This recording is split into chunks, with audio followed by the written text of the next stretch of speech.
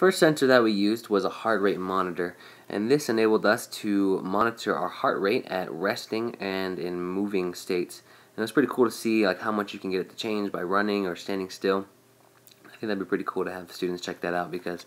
I remember doing something like this in gym class where it kind of helped you see like, oh, this is what my body does when I'm exercising, and you can it'd be a good way, effective way to teach like physical motion as well as like exercises and things like that. The next sensor that we used was a dual range force sensor. This enabled us to measure the amount of friction that was occurring when dragging different shoes across the floor. And I thought this would be a pretty cool way to teach like an inquiry-based lesson on friction, because I think you could maybe give like a quick explanation of what friction is, and then have the students test it out using this sensor, and that would give them a chance to like discover and pose questions on why they think different things have more friction, and they can maybe kind of almost develop their own definition of friction. The next one was a light sensor, and this enabled us to see how much light is reflected off certain objects and certain colors. So what we did was we lined up a bunch of different colors of paper, and we just kind of like moved the light sensor over the different colors, and we could, because it was connected to the computer, we could see which colors were emitting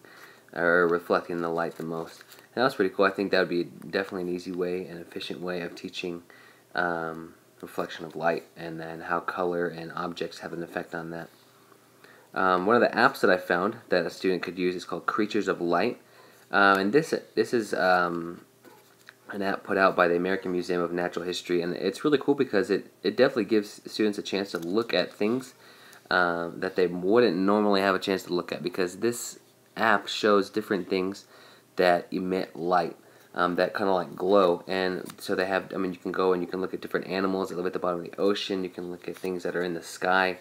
and it's really cool because you can read about them, and you can click on them and see kind of how they glow and what they would look like when they are glowing, which I just thought was really cool. Also,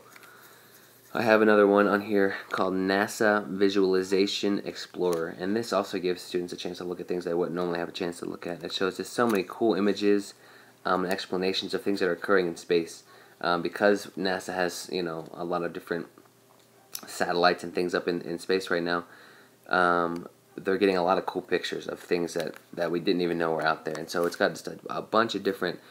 visual aids and things like that students can explore. And I think both of these apps would be perfect for like fast finishers, and also like an extension to lessons, because you probably wouldn't use these as your first step in teaching information to students, teaching content, because they're pretty in depth,